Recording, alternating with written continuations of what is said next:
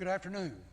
Let me welcome you to a hot day in our last session of this group of lessons titled Elijah, Living Outside the Comfort Zone. I hope you've enjoyed this series of lessons, and it really comes to a nice, wonderful conclusion here at the end.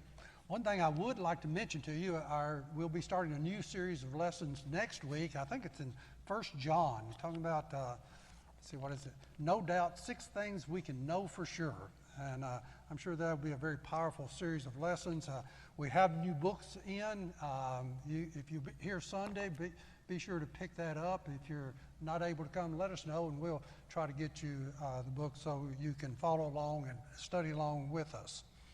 Well, the study of Elijah, we started off with serve with courage, serve with trust, serve through prayer, serve with loyalty. And those first 4 lessons, we saw Elijah responding very favorably, very strongly to what God was telling him. And then in the final one of those, we got to this where and it's really 4 years of ministry that we're chronicling with Elijah. In that 4th lesson, we saw him have this mountaintop experience there on top of Mount Carmel, where he went face to face with these 850 prophets of Baal, and he with God, we know who came out ahead of that. From that mountaintop experience, then we looked last week at perhaps his lowest point. He became very afraid, of Jezebel and what might happen to him, and he ran. And that for him, he may have felt like a failure. He really got to the point that he was asking for death. But we know that God had additional plans for him. We looked at that some last week, and he got encouraged, and he came back. God told him to anoint 2 new kings, Hazael in Aram, and Jehu, which would replace Ahab in Samaria. Neither one of these kings would take throne immediately, but after Elijah's death, they would take that role, and this would play a role in eliminating Baal worship from that whole region. He also instructed Elijah to anoint his replacement for Elisha, and that brings us to today's lessons, which is titled "Lead Others to Serve." It's really the transfer of leadership from Elijah to Elisha. One statement really caught my mind. I read it this week in the teacher's book. It says, most of us can appreciate those who work behind the scenes to make others better. And as I read that, I immediately thought of Jeff Cummings. Jeff does so much here at our church, and we want to continue to pray for him and Regina as they go through this very difficult time. But those that play behind the scenes, they're not up here on the stage, but they make things work. And we so appreciate that, particularly Jeff's work over the years. Well, the point is that each of us play an important role in the kingdom, in God's kingdom, particularly when we help others grow closer to Christ. And that is our role as a pastor, as a teacher, as just simply members of this church. Our role is to help others grow, for us to grow closer to Christ, but then help others to grow closer to Christ. And this is what we see Elijah doing. Obviously not Christ, but growing closer to God. So we pick up in Scripture this today in the immediate verses following where we left off last week. And in 1 Kings 19, verse 19, it says, Elijah left there. That's where he was down in Horeb. And he leaves there, and he found Elisha, son of Shaphat, as he was plowing. 12 teams of oxen were in front of him, and he was with the 12th team. Elijah walked by him and threw his mantle over him. Elisha left the oxen, ran to follow Elijah, and said, please let me kiss my father and my mother, then I will follow you. Going back, he replied, for what have I done to you? So he turned back and, following him, took up the team of oxen and slaughtered them. With the oxen's wooden yoke and plow, he cooked the meat and gave it to the people, and they ate. Then he left, followed Elijah, and served him. You know, this I love this aspect. Elijah left there. God was not through with Elijah. He still had him to go and commission Elisha, as we see these in these verses. But he also there was a time of training that Elijah was a wonderful mentor to Elisha. I think it's a great lesson for us. Regardless what age we are, regardless what kind of medical condition we're in, God still has things for us to do. And for us senior adults, that's certainly a great commission that He gives us. That we can still, even if we can't physically do things, we can still pray. We can still encourage. We can still be involved with other people's lives. So God told Elisha was from Abel Maholah, which is right in the heart of Ahab's kingdom. So Elijah is leaving this Horeb, where he was had ran to get away from Jezebel, and here he goes right back from the pot, right back into the kettle, the hot spot. Elijah had no guarantee, certainly, that Jezebel's anger had cooled, and likelihood she still had men out looking for him, and he was probably the most wanted man in Samaria. He finds Elisha farming. He's plowing 12 teams of oxen. Now, I don't know why. If you read this closely, it indicates that he was just plowing with one team, but he had 12 teams in front of him. And for years, I kind of had the image of Elisha with these reins going to 12 different pairs of oxen, teams of oxen.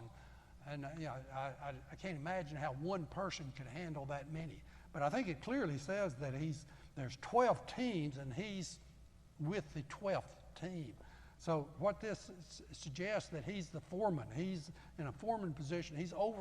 Since he's behind all the rest of them, he's overseeing all of the work. And it also suggests that he was a wealthy man, or his family was wealthy. Well, Elijah, and I'm sorry if I say one meaning the other, but Elijah comes up and basically doesn't say anything. He doesn't lay out this proposal to Elisha. He doesn't say, well, God came to me and He told me to come anoint you. What does he do? He just simply throws his mantle on top of Elisha. Well, that mantle we know had played an important role, and it has a significance. It represents God's call. It's this mantle that Elijah had, and he throws it onto Elisha. Now, question there, did Elisha have a choice? Did he have a choice of receiving that mantle? I think he certainly did. I think he could have easily said, no, not me. I can't take that role. I think he certainly understood what Elijah was asking of him at this point, and we see his response in verse 20. He takes he makes three particular actions. First of all, he left the oxen. This was farming was really all that Elisha had ever done, as far as we know. This was he basically left his oxen. This was a leap of faith. He left what he was comfortable with to take on a mantle that that only God knew what was in store for him. I think God still calls us to do this today. Sometimes He asks us to leave our oxen, leave what we're comfortable with, and go to something that He has designed for us. So he left. The second thing he did, he ran to follow Elijah. And I don't know what the distance was here, but kind of what I envisioned, that Elijah comes up to him, casts his mantle on him, and starts walking off. Elisha perhaps took a moment to just understand what was going on. He immediately then turns and he runs after Elijah and making a commitment to this new mentor in his life. The third thing, once he gets back up with Elijah, he asked him to ask permission to return home briefly to kiss my father and mother. Now, this is kind of curious because it's unlike, if you remember over the New Testament, over in Luke chapter 9, verses 61, 62, a would-be disciple is rebuked by Jesus for kind of a similar request. But there's the difference in that one in the New Testament is he's wanting to delay following Jesus. Elisha is not trying to delay the start. He's really wanting to celebrate this milestone, turn this milestone into a celebration. And so Elijah answers Elisha and says, "Go on back, for what have I done to you?" Which seems kind of an unusual reply. It carries the idea that Elisha had to decide what Elijah's action meant to him. Elijah wanted Elisha to carefully think about this choice, and that this call was not coming from Elijah, the call was coming from God. So Elisha then returned, and they go to have this celebration. He slaughtered the oxen and cooked the meat, and he used the yoke and his plow to build a fire for the dinner to cook the oxen. Which kind of tells you how big of a yoke and how big of a plow that was to provide that much wood. But also, it very literally, Elisha is burning his bridges. He no longer had his ox. He no longer had oxen. He no longer had his plow. That's all behind him. He turned that around and followed God. And that's in verse 21. It indicates Elisha left, followed Elijah, which was following God, and he served him. And so we can assume he takes on this role as a mentor and is at Elijah's feet. Now, that's the rest of the book of, that's in chapter 19 of 1 Kings. Chapter 20 of 1 Kings, we see where Ben-Hadad, who was king of Aram, attacks Samaria, and Ahab defeats Ben-Hadad. But then he doesn't, as Ahab often does, he doesn't follow through with what God tells him to do. He ends up not killing Ben-Hadad. And that's what God had instructed him to do.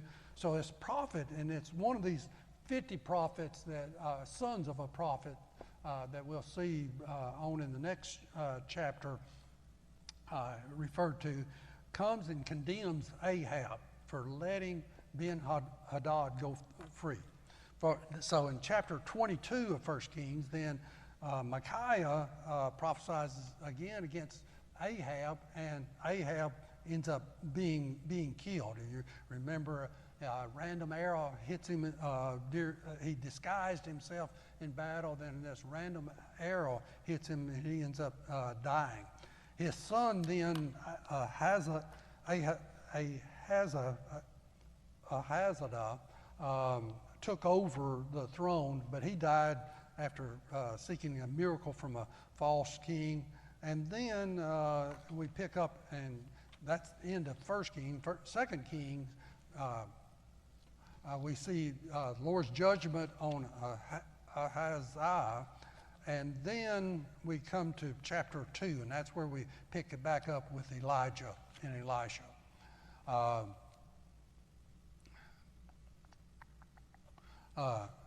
Let me read, it's not in our text, but verses 1 through 5 of 2 Kings chapter 2. It says, when the Lord was about to take Elijah up to heaven in a whirlwind, Elijah and Elisha were on their way to Gilgal.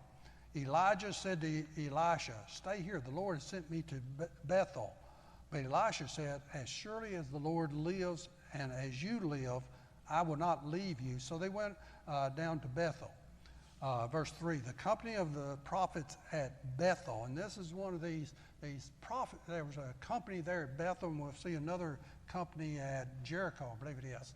And these are kind of like seminaries, as where Elijah, these prophets or sons of prophets had come to be taught by Elijah. So the company of the prophets at Bethel came out to Elisha and asked, "Do you know that the Lord is going to take your master from you today?" "Yes, I know," Elisha says, "but do not speak of it." Then Elijah said to him, "Stay here, Elisha. The Lord has sent me to Jericho." And he replied, "As surely as the Lord lives and as you live, I will not leave you." So they went to Jericho. Then we pick up verse 5 of chapter 2, or verse 5 is the company of the prophets at Jericho went up to Elisha and asked him, "Do you know that the Lord is going to take your master from you today?" "Yes, I know," he replied, "but do not speak of it." So it's kind of a repeated section. And then we pick up verse 6. Elijah, in our book, Elijah said to him, "Stay here. The Lord is sending me to the Jordan." But Elisha said, "As the Lord lives and as you yourself live, I will not leave you." So this is the third time Elijah had basically told Elisha, "Stay here. I'm going on." Elijah, I think, surely knew he was in his last days, and he wanted Elisha to be safe, and he tells him to stay. But Elisha persists 3 times that he will not leave him. If you remember last week,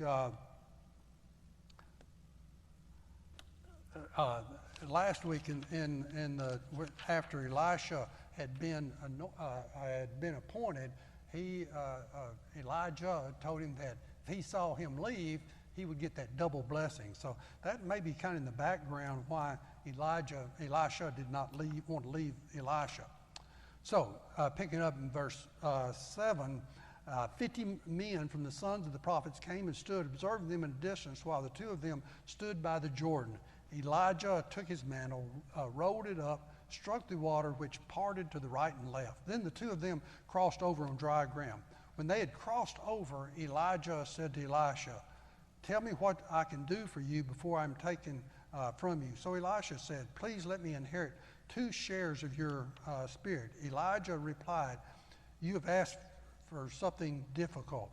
If you see me being taken away from you, you will have it. If not, you won't." So they continued walking and talking. A chariot of fire with horses of fire suddenly appeared and separated the 2 of them. Then Elijah went into heaven in the whirlwind. And I think I may have gotten ahead of myself a little bit. This double blessing is what Elisha was wanting to receive from Elijah.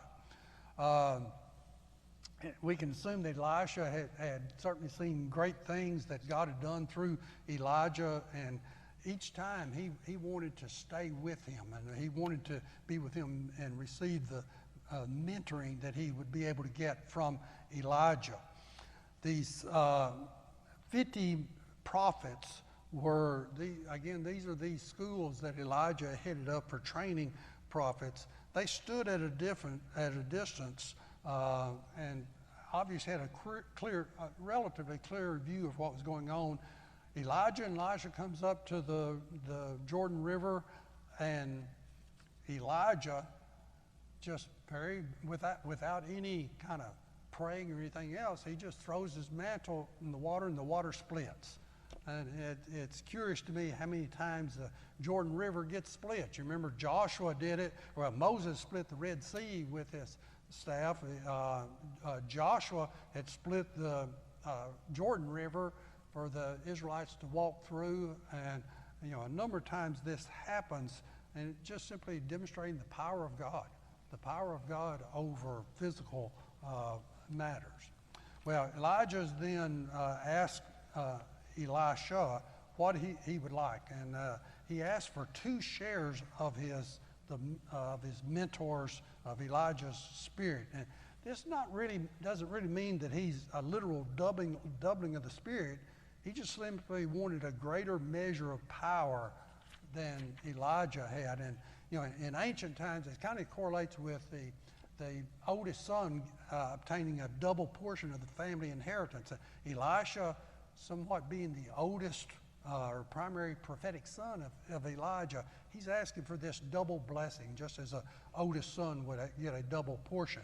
Also, Elisha probably knew that that possibly even greater things would be expected from him than was from Elijah. So he knew he needed God's presence, God's blessings on him, and he also knew that he would have perhaps even greater dangers and challenges. And there he understood that he would need this increased blessing from God. Then Elijah doesn't indicate that this request is not really out of line, but he does say it would be something difficult, implying that Elisha had asked for perhaps a life of difficulty, that what he's asking for, if he's wanting this spirit, then he's going to also have to have the difficulties that go along with it. I liked on page 157 of your book, there at the bottom of the page, it says it's difficult. It's the question every mentor should say. It says, Elijah said to his protege, "Tell me what I can do for you before I'm taken away." It's a question that every mentor should ask. The window of time available to influence and aid those who will carry on our ministry is limited, and every opportunity we need to pour into their lives, we must ask, what wisdom can I impart? What tools and resources can I provide? How can I train you? How can I encourage you? How can I pray for you? How can I model servant leadership for you? And again, I think particularly for our senior adults, these are questions we need to have in our minds as we interact with our children, with our grandchildren, and certainly the younger people in our churches. How can we've gone through many things over the years and learn aspects of going through that. How can we pass that on? So, let's see, as they continued walking, what verse is that? When they crossed the river, verse 11, as they continued walking and talking, suddenly, and the word suddenly is not there, but I see this as Elijah and Elisha is walking, talking. They're talking about how God uses them, how God can use them. And then, as they're just simply walking, all of a sudden this chariot of fire with horses of fire separates them, and Elijah goes up into a whirlwind. Isn't that amazing? Can you imagine you're walking along with your friend, and all of a sudden this fire comes down. It's interesting. Fire, it's a recurring image in Elijah's ministry. You remember back there on Mount Carmel, this fire comes down from heaven. And I think this is a similar type of fire, and it swoops Elijah up in a whirlwind. And what a way to be taken from this earth. It's really in stark contrast to Enoch. You remember over in Genesis chapter 5, verse 24, it says, Enoch walked with God, then he was not there because God took him. Elijah leaves in a much more dramatic way. Enoch is walking along, and I recall one preacher or someone suggesting that Enoch and God were walking along together, and God kind of looked over Enoch and says, we're not too far from my home. Why don't you just go home with me? It's easier to go there than to go back to your house. And I think that's may have been it. Just Enoch left. He walked with God, and he was not there because God took him. But either way, these two, Enoch and Elijah, give us two wonderful pictures of men of God, that God did not have them suffer through death. He simply took them. And I think it's like Paul, Elijah had ran his race well, and he had finished strong. Verse 12 then, as Elijah watched, he kept crying out, my father, ye chariots and horsemen of Israel. When he could see him no longer, he took hold of his own clothes, tore them in two, picked up the mantle that had fallen off Elijah, and went back and stood at the bank of the Jordan. He took the mantle Elijah had dropped, and he struck the water. Where is the Lord God of Elijah? He asked. He struck the water himself, and it parted to the right and the left, and Elisha crossed over. What a beautiful few verses here. My father. It shows this close relationship between Elijah and Elisha. They had grown. We don't know exactly how long they were together. He was his spiritual mentor. I think he had, in ways, he had become his father. And then when he could not see him anymore, there's this great grief, both personal and national grief, that he tore his clothes apart.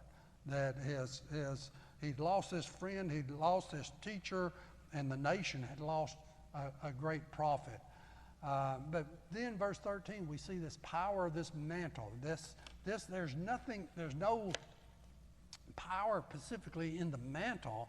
The mantle was not the object of power.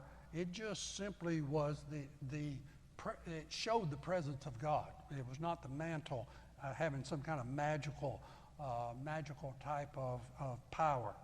So Elijah takes this mantle, and here we see the first recorded miracle. He took the mantle, he strikes the water. Now, was he expecting that water to split? He asked this curious question. He says, where is the Lord God of Elijah? And this is, one writer suggests that this is not a statement of doubt. It's simply a request to God to let Elisha show the power of God through Elijah's mantle. And I think that's probably true. I don't think Elisha was in the least, he was a strong believer in God. God had permitted him to see Elijah leave, and therefore I think he was very confident that he had the power, and he demonstrated that in this first miracle. We notice that the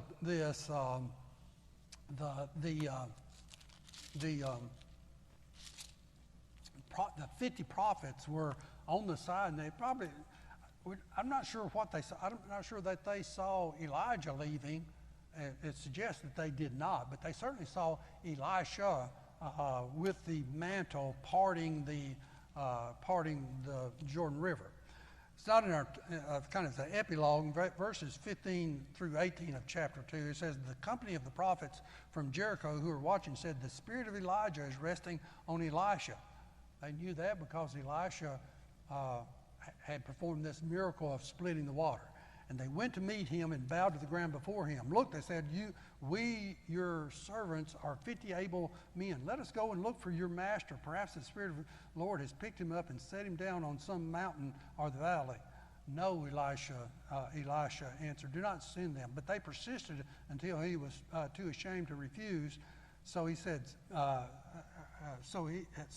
send them. And they sent 50 men and searched for him 3 days, but could not find him.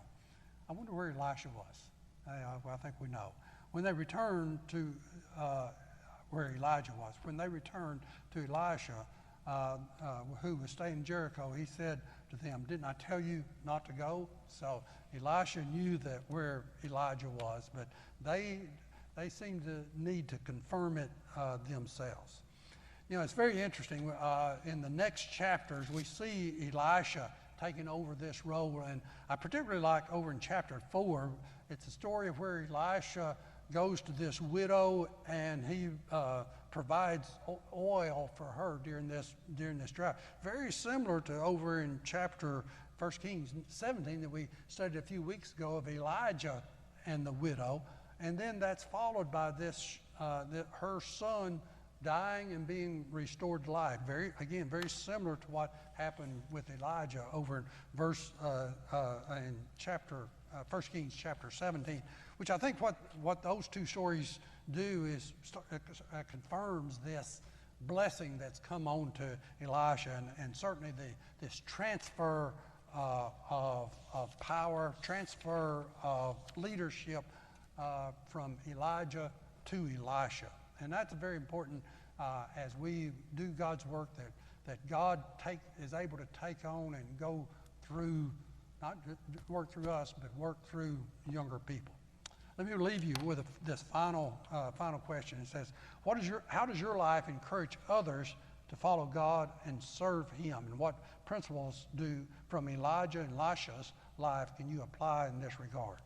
How does your life encourage others? And that's a primary purpose of us as Christians, is not only to lead others to Christ, but also to encourage them to follow God and to serve Him. And I pray that my life is doing that. I pray that as you look at your life, that same thing is happening. Well, with that we come to the end of Elijah. Elijah does not die. And it's going to be wonderful when we get to heaven to hear Elijah tell his story from his own mouth. So let me close with that. Again, I encourage you, let me remind you, we're starting a new series of lessons. If you need a book, pick one up Sunday, or if you can't do that, let us know and we'll get one to you. So let me close this in prayer. Our Heavenly Father, we thank you for who you are. We thank you for that you have power beyond what we can ever imagine. We see your great power displayed through Elijah and Elisha. And we thank you for those stories. We thank you for demonstrating your power through them. Lord, we ask you to be with us and in the difficult times that we're going through now. Lord, we need your power. We need you to work miracles through us and through your church. Lord, we ask you to be with us, and may things we do always bring honor and glory to you. We ask these things in your name. Amen.